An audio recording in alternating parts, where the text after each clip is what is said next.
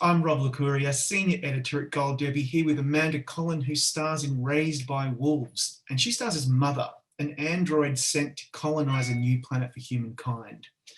I imagine, Amanda, that this role would have been so challenging because you're playing an android, but she's not just the usual android. She actually displays genuine emotion. She's flawed, and her intentions are, I find them really hard to follow because they pivot from scene to scene. So did you find it challenging getting into the headspace of how you were going to portray her? Weirdly enough, I didn't find it challenging. I just found it a lot of fun because there's so many free gifts in playing somebody who's never existed before.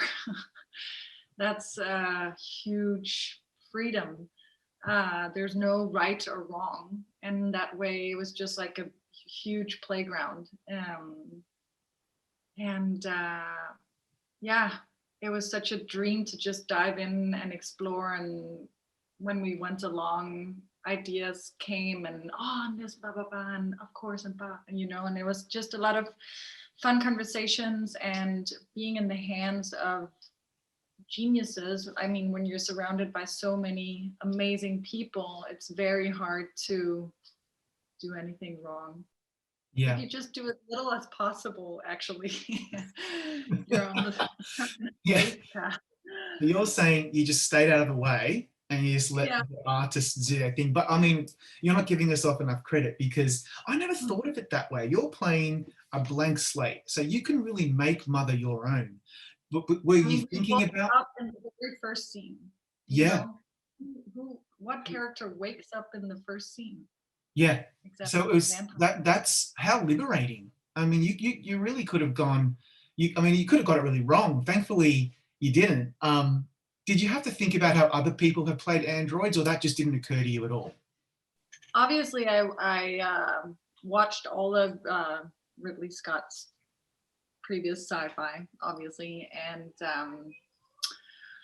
I looked at David and all of that stuff. But then when we started shooting and we started talking about the scripts, and I don't know, I felt it was also really important to come at it kind of clean and just um, try and merge with Aaron's vision and Ridley's vision, and just try and be as open as possible to what could occur in the situations and could occur in the scenes and could occur in the contact with Father. And Ridley talked a lot about the cadence between us, and I think that was a fun thing to just focus on in the beginning. And yeah, there was, I mean, I really tried to do as little as possible for the first couple of episodes with Ridley and just try to be like, Yeah, nah.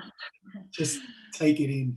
I Yeah. mean, like, speaking of, we all dream about working with someone like Ridley Scott. I mean, he's one of my favorite filmmakers, and I think he's an icon, and I'm sure you feel the same way. But how was he to actually work with when you actually got on set and you started interacting with him?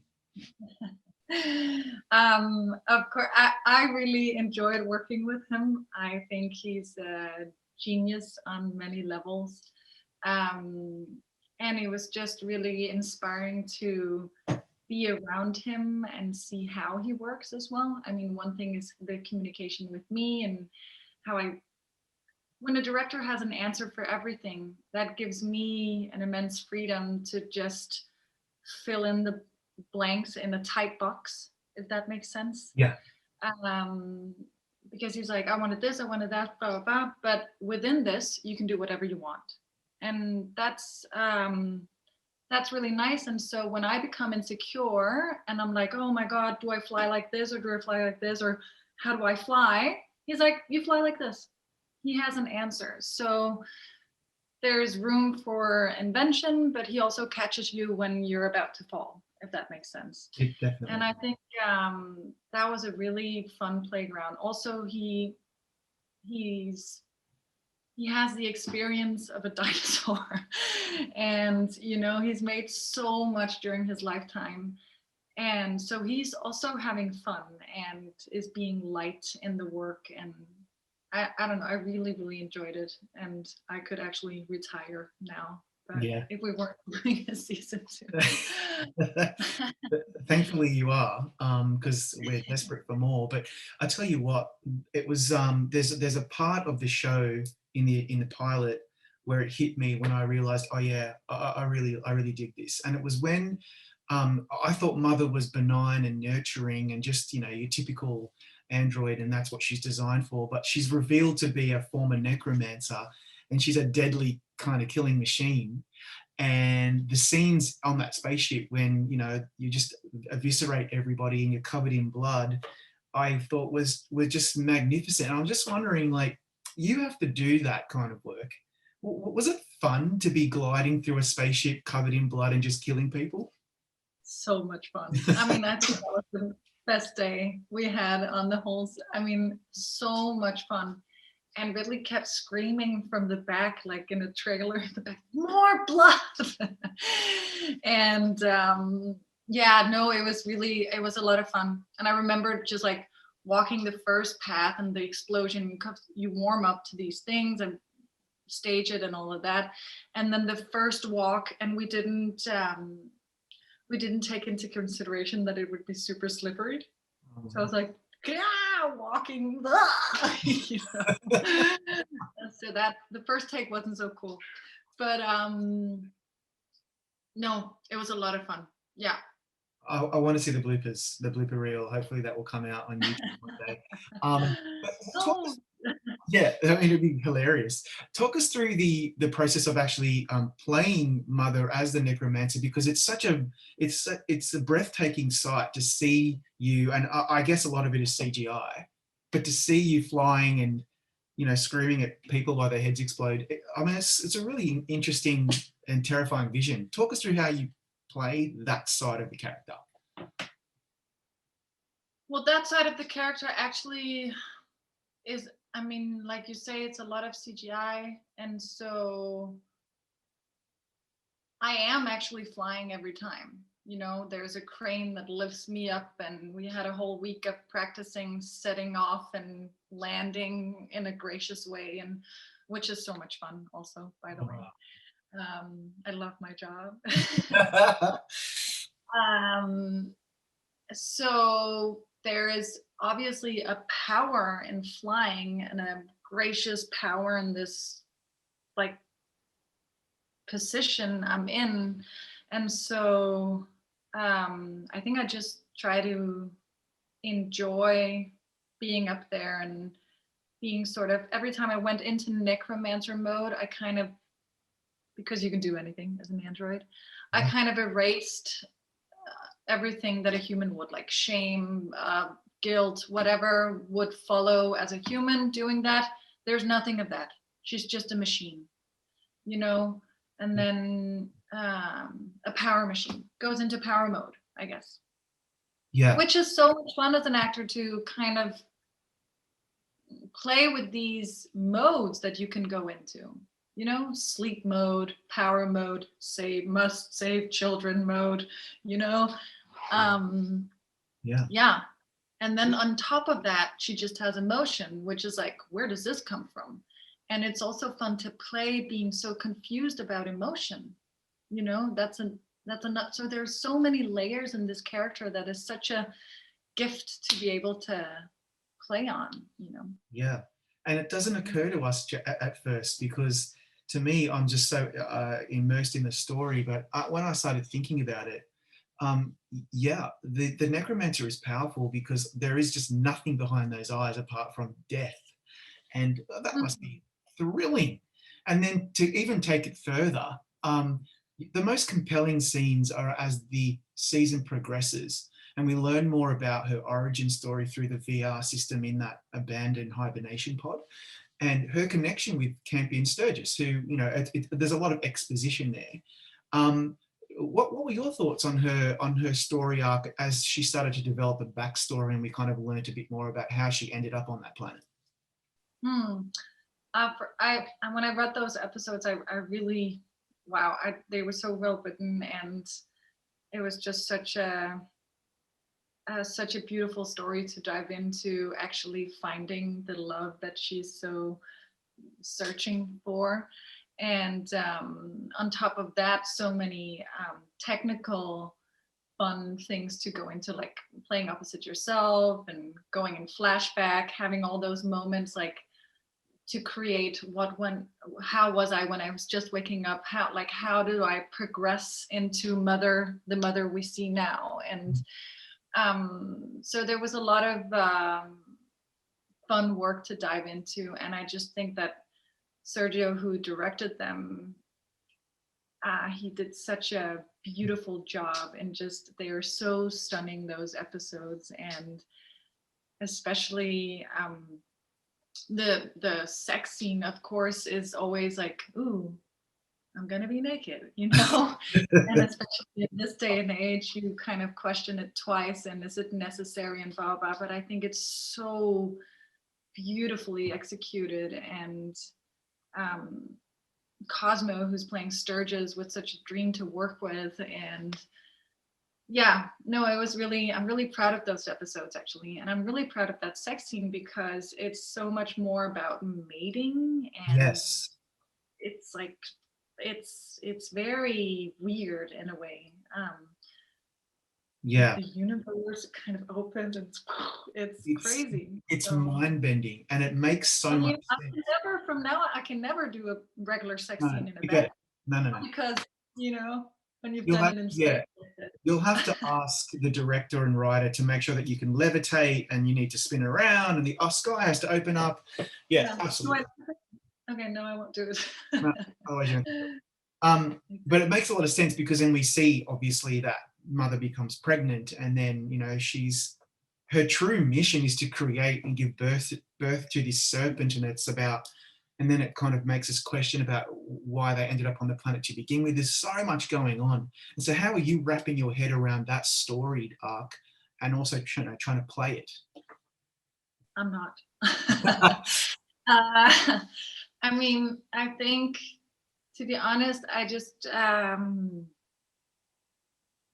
I really go from scene to scene, and just do my work on every scene. And when we get to that scene, I do what I've prepared for. And that's why it's so amazing to be working with so many amazing people, is that when you watch it afterwards, you're like, oh my goodness, wow, because I don't have the overview, and I love not having it, and see what it becomes in the end.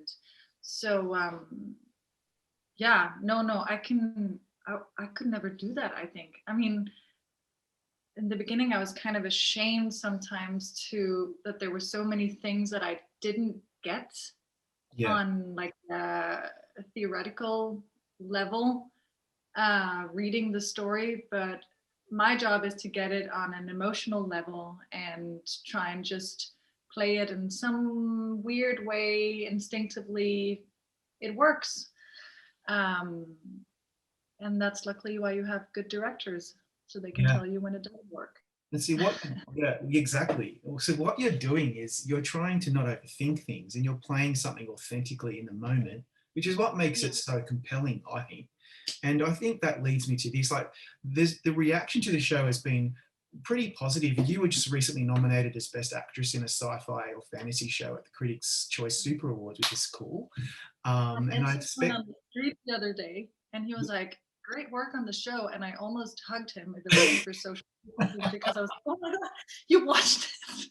Oh my God. Yeah, see, like, that's kind of cool. But you are aware that the show's fans are really engaged, and there was a lot of lively debate about, from the devoted fan base, about what it all means and what the ending was all about.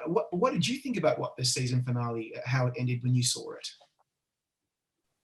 I had no idea. I mean, to be honest, I have no idea. I just try to make it human. I just try to make it work. I Yeah. mean, it's such a big difference to watch it from mother's eyes, and then to go outside and watch it from the outside. And I'd actually rather not watch it from the outside, because when you're playing a villain, as an example, the villain never thinks he's a villain or she's a villain. And when you watch it from the outside, it's like watching yourself become self-conscious. And because we're doing more seasons, I'm really cautious about being self-conscious as mother, to kind of go into, oh, this expression makes people think da da da da, or you say the necromancer is pure evil, but maybe I have something different in mind when I play the necromancer. And I think it's, for me at this moment, it's kind of important to stay that way. So I try to refrain from reading reviews or fan theories and stuff like that, because it just puts me in my head instead of, I mean, if mother was reading all of that, what would she think? She'd be like, well, I gave birth to a snake, stop talking about it. Yeah, what's the problem? I took care of it. Yeah, I agree. Totally agree. Well, then perhaps maybe on a more higher level, the show is so ambitious conceptually, and it has a lot of really interesting things to say about religious extremism and various other themes. But at its core, for me, it was really about family and identity and also extremism. What were your takeaways from the show? Why were you drawn to it, and what did you really appreciate about the story and what it was trying to say? Well, I really enjoy that Abu and I play these parents, mother and father, and we kind of look like siblings. Because we have this reddish hair, both of us, and wearing the same stuff, and we sort of have the same body. Sort of. No, but we do. I'm completely, yeah. never say this word, androgynous. Yeah. And I love that. What is a mother and father? We don't know. It's just idea of a mother and father. Here on Space they look like this, but it can be anyone, I love that. And then also, yeah, of course, like you say, the extreme thinking and how it portrays that. But what I really enjoyed watching, and again, you always play it from your own point of view, and then when you watch it, you're like, oh my goodness, that's fantastic. The scenes between mother and father, like the parenting kind of. And I remember when we shot it, people were like, oh, it's so fun. And I recognize it from home. And Yeah. It's kind of hard to go into that headspace when you shoot. But watching it, I was like, I love this. It's so like passive aggressive, sort of all these little tones between us, and lies and not lies, and lust also, and wants and needs, but having to stick together. I think it's brilliant. Yeah, it's domestic and yet so far-reaching and larger than life, but yet so domestic. I want to do good. It's in all of us. That's right. The need for perfection in a family has risen to crazy standards. I know. And yeah, it also has. That's really deep. I wasn't expecting to go so deep.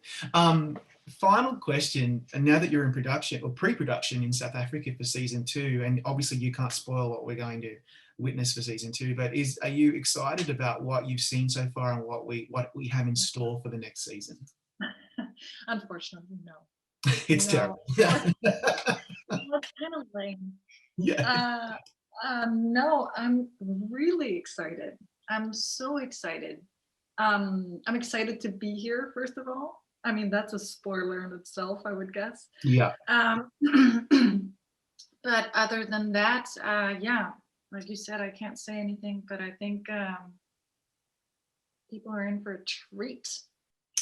Well, we have a lot to look forward to. Good luck for season 2. Thanks for your time today. Really appreciate it. And congratulations on a really fantastic first season. Wow, thank you so much. Thanks for having me.